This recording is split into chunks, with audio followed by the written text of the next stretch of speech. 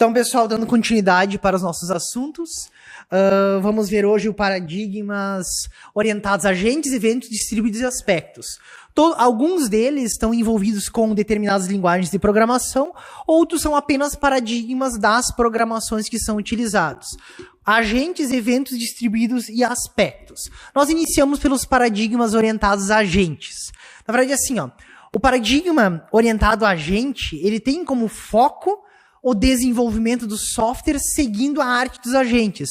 A arte dos agentes, a gente vê lá em inteligência artificial, onde nós vamos ter um agente, para esse agente nós vamos ter os eventos desse agente, ou seja, o que acontece com esse agente. Isso é bastante visto ali em inteligência artificial, na parte também de inteligência artificial distribuída, tá? Mas está inserido na grande área da IA. Ele é descrito lá, agente, como sistemas de software computacional. Normalmente eles têm uma situação em um determinado ambiente, eles são capazes de executar funções autônomas, tá? Então, assim, ó, eles são autônomos e flexíveis para solucionar um determinado problema. Então, a gente faz a programação deles para eles agirem automaticamente de acordo com o que ele foi programado. Então, eles são autônomos por quê? Porque eles executam ações sem a interferência humana ou de outros sistemas e possuem controle de suas ações e seu estado de destino não, seu estado interno. Então, assim, ó, sobre cada ação sobre esse agente, ele vai se comportar de uma determinada forma. Só que ele vai se comportar da forma que vocês o programaram, tá? Como eu falei que eles são flexíveis, por quê? Porque eles possuem as determinadas características, como reatividade, proatividade, sociabilidade e também, nunca esquecendo, que ele é orientado a objetivos, tá? Então, assim, ó, reatividade é a capacidade de tu perceber o ambiente. Então, ele é reativo. Ele vai olhar para o ambiente, determinada situação do ambiente, ele vai responder para essa situação. Obviamente, se ele foi programado para isso. No Robocode, que nós estamos usando na disciplina, tá? Ele, na verdade, não deixa de ser um agente que ele recebe eventos, ele se comunica com base em eventos. O robozinho de vocês programaram ele de determinada forma que o radar, ao perceber um outro tanque inimigo, um outro robô, o que ele faz? Ele pode andar para um lado, para o outro, pode atirar, pode fugir, tá? Então, ele foi programado de determinada forma. Só que aí vocês podem utilizar IA ou não. Vocês usando IA, vocês podem dar uma capacidade para ele um pouco mais inteligente. Para, por exemplo, tentar prever aonde outro robô vai se locomover, para tu dar o tiro. Não simplesmente só lá e dar um tiro perdido às cegas, né? A questão da proatividade é a capacidade de tomar decisões por vontade e própria é a exibição do comportamento oportunista. Então ele vai enxergar um comportamento, na verdade, tu vai criar um comportamento para ele, ele vai enxergar a oportunidade e vai agir proativamente. Então quer dizer assim, ó, ele não vai estar sempre esperando. Ele vai ser programado para tentar agir assim que ele tentar, na verdade, assim que ele tiver uma oportunidade. A questão da sociabilidade é a capacidade de interagir com humanos ou sistemas para alcançar seus objetivos.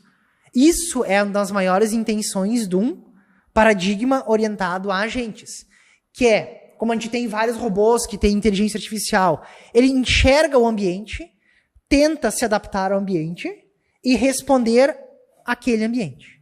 E, por fim, orientado a objetivos, que é o paradigma de trabalho do agente que, de forma independentemente, deve decidir como solucionar aquela tarefa. Sempre entra aquela questão. Ele é programado ou se acrescenta uma determinada IA nele? Então, se ele é programado sempre de uma determinada forma, que ele não vai aprender com o ambiente novo, ele é mais simplesinho, né? Entre aspas, posso usar a palavra mais burrinho, tá? Então, assim, ó, ele sempre vai fazer as mesmas ações. Mas se vocês começarem a acrescentar inteligência artificial, que é o propósito dos paradigmas agentes, né, que ele se introduz muito na inteligência artificial, ele tenta enxergar o ambiente e para aquele ambiente dar uma resposta. E essa resposta vocês vão ter um nível de corretude lá no desenvolvimento de vocês. Ainda sobre orientados agentes. Os agentes eles constituem um desafio, principalmente no ambiente de pesquisa e no contexto da evolução de paradigmas. Lá dentro se insere também arquiteturas e também padrões, entre outras áreas. E quanto ao ambiente de mercado, do mercado, prático mesmo, no que diz respeito à criação de ferramentas, metodologias e processos de desenvolvimento. Eu coloquei nesse slide para vocês 2 áreas. Se vocês procurarem, existem bem mais áreas. Mas como essa aula é apenas uma pincelada sobre esses 4 pontos dos paradigmas, aí eu só coloquei esses 2 aqui para vocês. Tá? Então, assim, ó, referente a agentes na manufatura, é utilizado em construção, expansão de ferramentas cases, com suporte à modelagem e desenvolvimento de agentes. Então, são algumas ferramentas que está inserido. Outra área também, controle e automação, é o que a gente mais enxerga hoje, né? São utilizados em controles de processos, por serem principalmente autônomos, né? Reativos e distribuídos. Aí também se inserem nossos paradigmas distribuídos, que a gente vai ver logo a seguir. Exemplos são sistemas de controle de transporte, aceleradores de partículas, então há em reatores nucleares, né? Controle de tráfego aéreo, entre outros. Essas são apenas 2 áreas no mercado onde eles estão inseridos. Existem bem mais áreas que vocês podem pensar. E um agente, a melhor descrição dele é essa imagem aqui, ó. Nós temos um agente, o qual possui sensores e atuadores. Ele vai perceber o ambiente e vai reagir com suas ações. Então, nós temos de um lado o agente e do outro lado o ambiente. Ao ele, é ótimo, né? A ele perceber o ambiente com os seus sensores, ele vai utilizar seus atuadores para fazer suas ações. É a melhor descrição que nós temos. Aqui eu deixei descrito de uma forma descritiva para vocês. Olha ali, ó. Pode-se observar na figura anterior uma arquitetura genérica de agentes, em que possuem sensores e atuadores para percepção e atuação no ambiente, respectivamente. O quadrado com sinal de interrogação corresponde aos mecanismos e especificações para análise de informações coletadas e ou armazenadas destinadas à solução de problemas. E o ambiente é o campo de atuação do agente. Então aqui, ó, nós temos, como eu falei, agente de um lado, ambiente do outro. Faz a sua percepção a partir dos sensores, porque não tem como adivinhar, né? Tem que ter um sensor. A partir disso, ele vai tomar as suas decisões, que é o ponto de interrogação, e vai agir com os seus atuadores, com os mecanismos criados para atuar no ambiente. Então, gera as suas respectivas ações. Agora, indo para outro paradigma, que é o paradigma orientado a eventos. A programação orientada a eventos, quando a gente já fala em programação, é um paradigma de programação. Diferentemente dos programas tradicionais que seguem o fluxo de controle padronizado, como nós conversamos, no qual nós temos o fluxo de controle orientado a eventos, eles são guiados por indicações externas que são chamados eventos. Então lá, nos paradigmas tradicionais, que nós temos, por exemplo, na programação estruturada, onde a gente segue sempre uma padronização, nos paradigmas orientados a eventos, eles vão ser guiados por indicações externas, ou seja, são eventos que vão ocorrer, que vão disparar os seus gatilhos. Suas aplicações é de grande desenvolvimento de sistemas, principalmente com interface com o usuário. Tá? É onde nós temos mais essa questão de eventos. Diferente de aguardar por um comando completo que processa a informação, o sistema, em tal paradigma, ele é programado em sua base em um laço de repetição de eventos. Então, a gente vai ter, ele é programado, a gente vai ter um laço de eventos que recebem repetidamente informações para processar e disparam uma função de resposta de acordo com o evento. O método pelo qual a informação é adquirida por camadas mais baixas do sistema é irrelevante. Então, como tu encontra essa informação é relevante. O que importa para nós é as entradas, que podem ser enfileiradas, ou as interrupções, que podem ser registradas para reagir, ou ainda ambos, né? Daí assim, ó, programas orientados a eventos, eles geralmente consistem em vários pequenos tratadores, tá? Programas que processam os eventos para produzir respostas. E um disparador, que invoca os pequenos tratadores. Uma alternativa disso consiste em disparar os tratadores por eles próprios, criando um efeito de evento em cascata. E esse método ele é bastante flexível e permite um sistema assíncrono. O que seria um sistema assíncrono?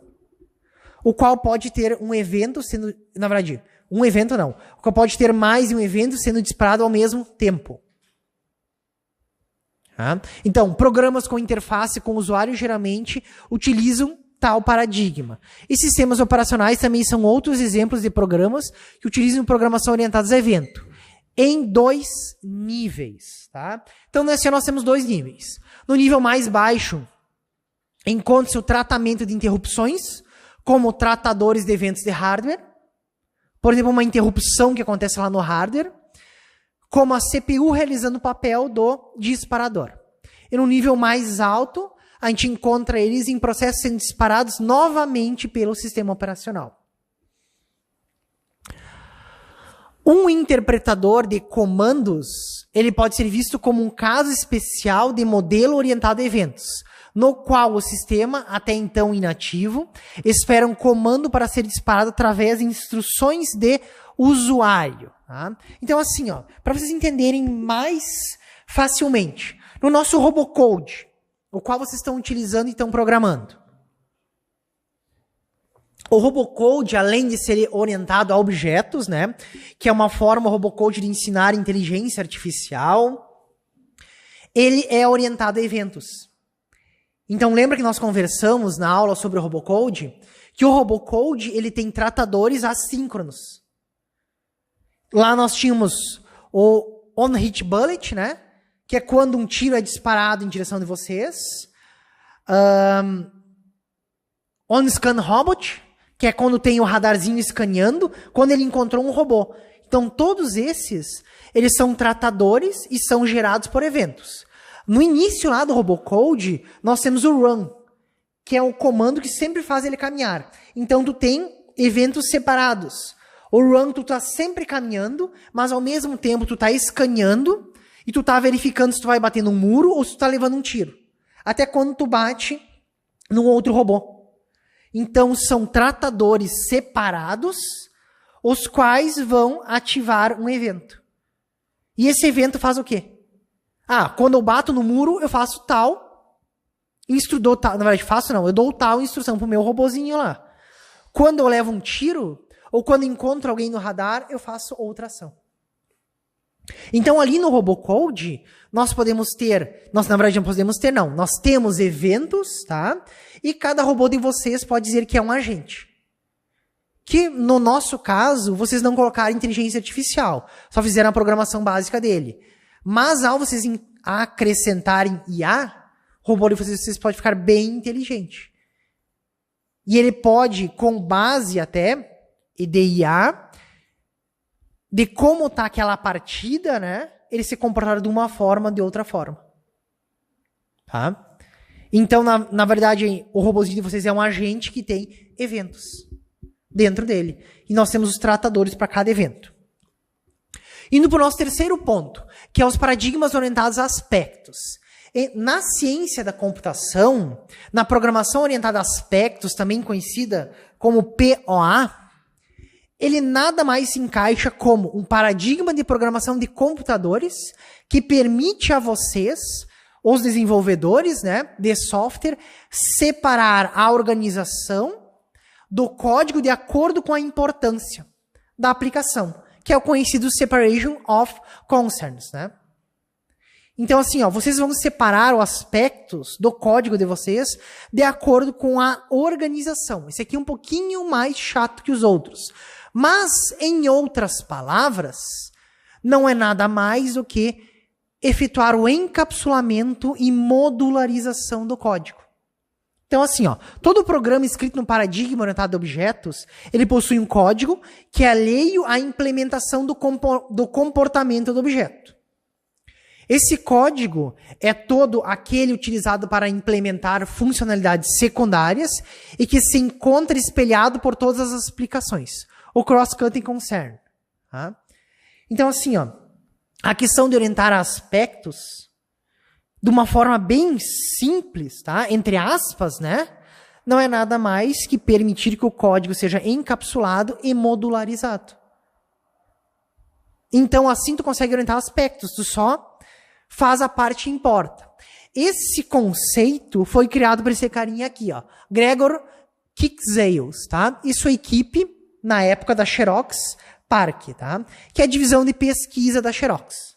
Eles desenvolveram o Aspect J, que foi a primeira e mais popular linguagem orientada a aspectos. Do outro lado, a gente tem os paradigmas de programação mais antigos, como programação procedural e programação orientada a objetos, os quais implementam a separação do código através de entidades únicas, né? Mas aqui, ó, nos aspectos.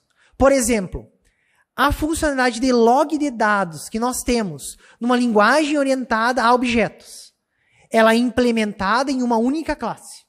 O que é o log lá dos dados? Se eu quero salvar os dados posteriormente, né? Um histórico dos meus dados, eu posso criar uma classe separada para isso. Ela é referenciada em todos os pontos onde é necessário fazer o log de dados. Então, tudo onde eu preciso logar nos dados, manter meu histórico, o histórico dos meus usuários, a base dos meus usuários, eu vou ter uma classe separada. Como praticamente todo método ele necessita que alguns dados sejam registrados em log, as chamadas a essa classe são espelhadas por toda a aplicação. Tá? Tipicamente, uma implementação de um paradigma orientado a objetos, ele busca encapsular essas chamadas através de uma nova construção chamada de aspectos. E nela, um aspecto pode alterar o comportamento de um código ou parte de um programa não orientado a aspectos, tá? Pela aplicação de um comportamento adicional. Um advice, sobre um ponto de execução, também conhecido como... ou então também conhecido como join point. A descrição lógica de um conjunto de join points é uma chamada de point cuts. Tá? Então, assim, ó, a questão dos aspectos.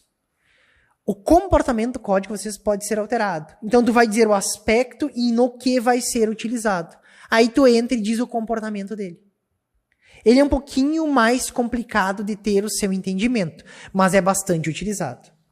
Tá? Mas, óbvio, numa programação orientada a aspectos, quando tu tem a necessidade de criar essa parte. E, por fim, um dos mais utilizados, que é o, na verdade, mais utilizados hoje, né? Que são os paradigmas distribuídos. Eles surgiram com o aparecimento das redes de computadores, o qual permitiu o surgimento desse novo paradigma dentro da computação, né?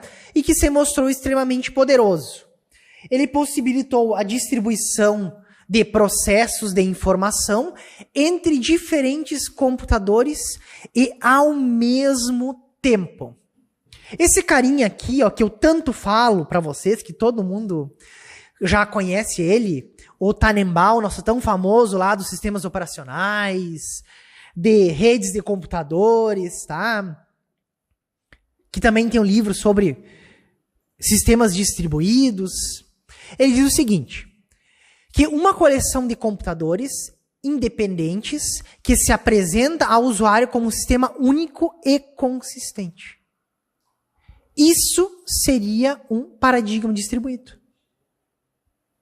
Então, nada mais do que computadores que estão se interconectando de forma independentemente, mas que podem, como eu falei anteriormente aqui, ó, distribuir seu processamento ou executar ao mesmo tempo determinadas funções para realizar uma tarefa.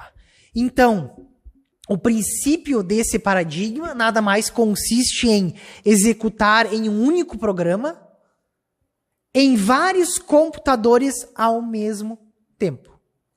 Ou melhor dizendo, diferentes objetos ou elementos de um programa são executados em processadores diferentes com o objetivo de solucionar o mesmo problema. A gente escuta muito e a gente conversa bastante lá em Introdução à Computação, quando a gente fala a questão de um cluster, tá? No qual nós temos um nó pai, né? Ou nó mestre, e os nós filhos, ou nós escravos. No nó mestre, ele vai, na verdade, a gente vai juntar o poder computacional, ou pode dizer um supercomputador também. A gente vai no nó mestre, que é alguém que tem que fazer esse gerenciamento, porque o gerenciamento é feito por um, e daí tu diz que ele vai ter tanto de memória RAM, tanto de poder de processamento, tá? Os nossos tão conhecidos lá, teraflops, tá? Então, assim, ó, a gente tem um código, que obviamente esse código de computador, o software nosso, ele deve ser voltado para um paradigma distribuído. Então, vocês vão já programar o software de vocês para um paradigma distribuído. Para então poder rodar um sistema distribuído e rodar num cluster. No qual o computador mestre, né, ele vai atribuir aos seus escravos parte desse código, entre aspas, né, parte da tarefa que é computada por cada um e retorna ao pai. Então, podendo com isso aumentar muito a escalabilidade do processamento, né? Então, em vez de tu demorar alguns anos para fazer um cálculo matemático em um único computador, a gente faz o quê? O dividir para conquistar, né? Então, a gente distribui pequenas tarefas entre cada um desses computadores e depois dá o retorno pro mestre lá, que apresenta os resultados, né? Então, assim, ó, a computação distribuída é um pouco semelhante à computação paralela, que executa o mesmo programa em processadores diferentes, embora esses processadores estejam no mesmo computador, tá? Então, basicamente, a computação distribuída ou o programa é executado como se estivessem em um único computador, como eu falei. Com a diferença que todo o custo de processamento não é suportado apenas por um processador, mas sim por todos os outros processadores, dos outros computadores que fazem parte do nosso sistema, né? Tornando isso muito mais rápido, conseguindo com isso poupar recursos, né? E tornar tudo mais eficiente. É só vocês pensarem assim, ó. Vocês têm a tarefa de pintarem a sala, tá? Vocês fazendo sozinho, vocês vão demorar um tempo X.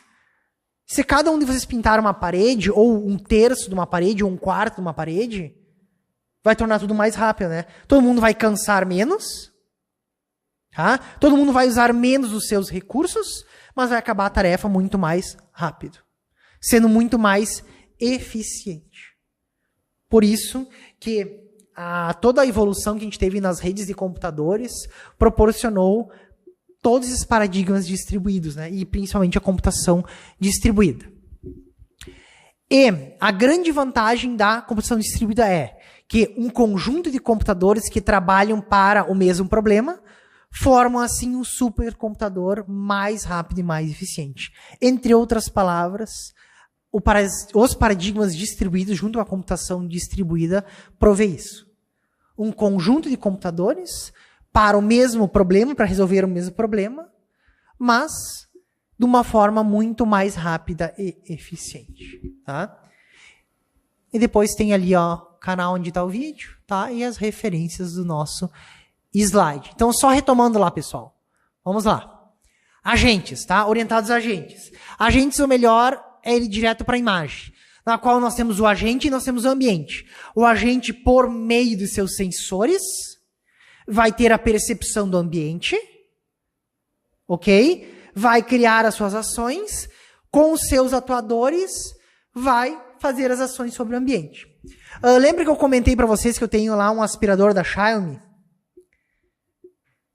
Eu sempre digo que a minha esposa, eu falo, amor, olha ele funcionando. Ele desviando os obstáculos, ela diz, tá, mas ele tá desviando ali, tá aspirando, beleza.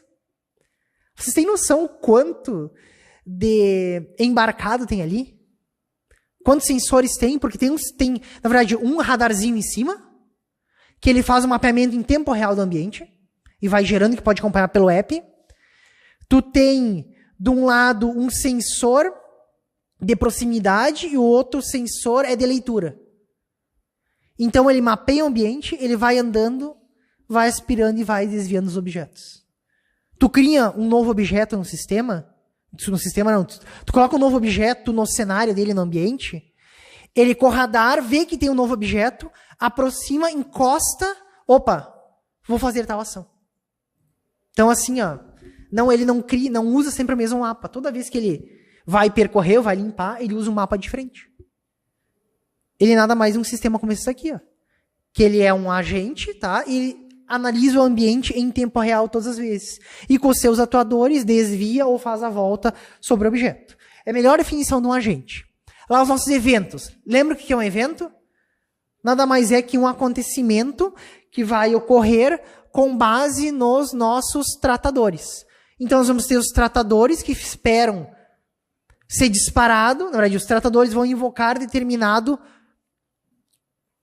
execução de vocês, ou parte do código, ao acontecer aquele evento. E depois, os orientados a aspectos, em outras palavras, não é nada mais do que efetuar o encapsulamento e modularização do código de vocês. E por fim, o distribuído